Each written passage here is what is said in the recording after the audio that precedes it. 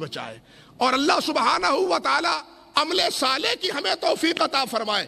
یہ عمل صالح کیا ہے؟ یہ عمل صالح کیا ہے بھائیو؟ عمل صالح ایک ہی عمل ہے اور اس کی ایک ہی سبیل ہے، اس کی ایک ہی راہ ہے، اور وہ راہ جو محمد رسول اللہ کی راہ ہے، وہ سبیل جو رسول اللہ صلی اللہ علیہ وسلم کی سبیل ہے۔ بھائیو، اپنی فکر سے نہیں، اپنی دانش سے نہیں، اپنی فراست سے نہیں، اپنی پسند سے نہیں، بلکہ اللہ اور اللہ کے رسول کی پسند سے۔ میں ایک مثال آپ کے سامنے واضح کرنا چاہتا ہوں، بہت سی مثالیں اس حوالے سے۔ آپ دیکھیں، نماز سے آپ فارغ ہوتے ہیں، اللہ کے رسول کا فرمان کیا ہے؟ نماز سے آپ فارغ ہوتے ہیں، سلام پھیرتے ہیں، نماز سے فارغ ہوتے ہیں تو کیا کہتے ہیں؟ استغفر اللہ، استغفر اللہ، ہاں، اللہ اکبر، استغفر اللہ، اللہم انت السلام ومنک السلام، اللہم اعنی علی ذکرک و شکرک، اور دوسری وہ تسبیحات جو رسول اللہ صلی اللہ علیہ وسلم نے بتلائی ہیں، صلی اللہ علیہ وسلم نے بتلائی ہیں۔ کچھ یاد ہیں تسبیحات؟ کچھ یاد ہیں؟ بھائی اب تو مساجد میں لکھی ہوئی موجود ہے کہ بھائی نماز کے بعد یہ دعائیں پڑھا کریں۔ بھائیو، اگر یاد نہیں ہے تو ان کو یاد کریں، یاد نہیں ہے تو کم از کم ان کو دیکھ کے ہی پڑھ لیا کریں، تاکہ کسی نہ کسی درجے میں نبی علیہ الصلوۃ والسلام کی اطاعت اور فرم برداری کا اہتمام ہو سکے۔ لیکن سوال ایک پیدا ہوتا ہے، یہاں یہی مسئلہ میں آپ کے سامنے رکھنا چاہتا ہوں۔ سوال ایک پیدا ہوتا ہے کہ ایک آدمی نماز سے فارغ ہوتا ہے، نماز سے فارغ ہونے کے بعد وہ ایک عمل کرتا ہے۔ وہ کیا عمل ہے؟ وہ سورۃ فاتحہ کی تلاوت شروع کر دیتا ہے۔ الحمدللہ رب العالمین الرحمن الرحیم مالک یوم الدین ایاک نعبد و ایاک نستعین، یہ سورۃ فاتحہ پڑھتا ہے۔ اب آپ بتلائیں کہ سورۃ فاتحہ پڑھنا کتنا درجہ ہے، کتنا مرتبہ ہے، اس کی کیا فضیلت ہے؟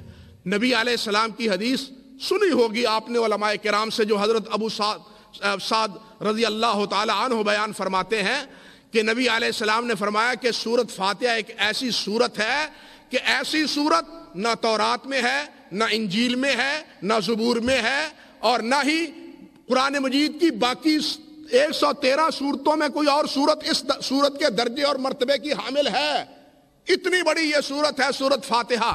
اتنا درجہ سورۃ فاتحہ کا ہونے کے باوجود اگر نماز سے فارغ ہونے کے بعد سلام کہتا ہے السلام علیکم ورحمۃ اللہ، السلام علیکم ورحمۃ اللہ، اب کیا ہے جناب؟ الحمدللہ رب العالمین، بڑی توجہ سے، الرحمن الرحیم مالک یوم الدین۔ آپ ایمانداری سے بتلائیے وہ قرآن اس نے پڑھا ہے نا؟ کوئی گناہ کا کام تو نہیں کیا نا؟ اور قرآن پڑھا ہے نا؟ سورۃ فاتحہ، قرآن میں بھی سورۃ فاتحہ پڑھی ہے نا؟ غلط کام تو نہیں کیا، نیکی کا کام کیا ہے نا؟ اس نے اچھی سورت سمجھ کے پڑھی ہوگی نا اگر وہ پڑھتا ہے۔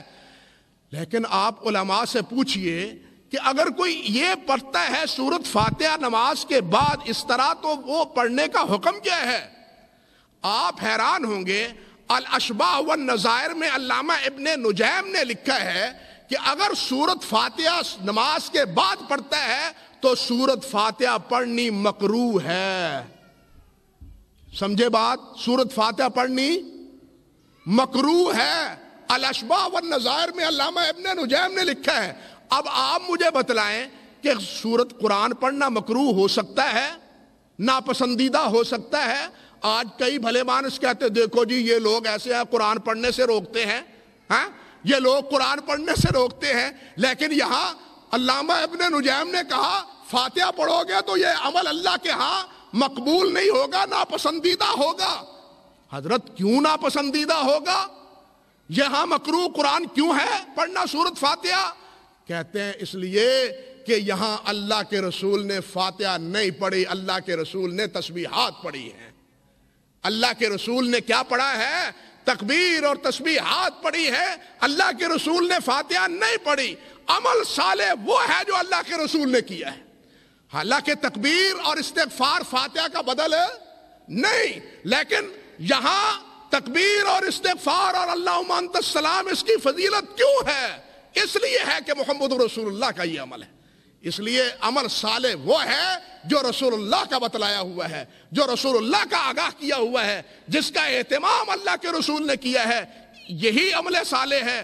کسی کی پسند، کسی کی ناپسندیدگی یا کسی کی پسندیدگی یہ عمل صالح کا معیار نہیں ہے۔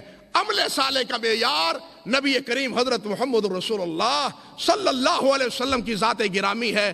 اللہ سبحانہ و تعالی اسی پہ ہمیں قانے رکھے اور اپنے حبیب علیہ الصلوۃ والسلام کا سچا تابعدار اور فرما بردار بنائے، اور یہی طائفہ منصورہ کا یہ جو منہج اور یہ جو اختصاص ہے، اللہ سبحانہ و تعالی اس سے ہمیں وابستہ رکھے، اسی پہ ہماری زندگی، اسی پہ ہماری موت، اور قیامت کے دن اسی پہ ہمارا حشر فرمائے۔ وآخر دعوانا ان الحمد للہ رب العالمین۔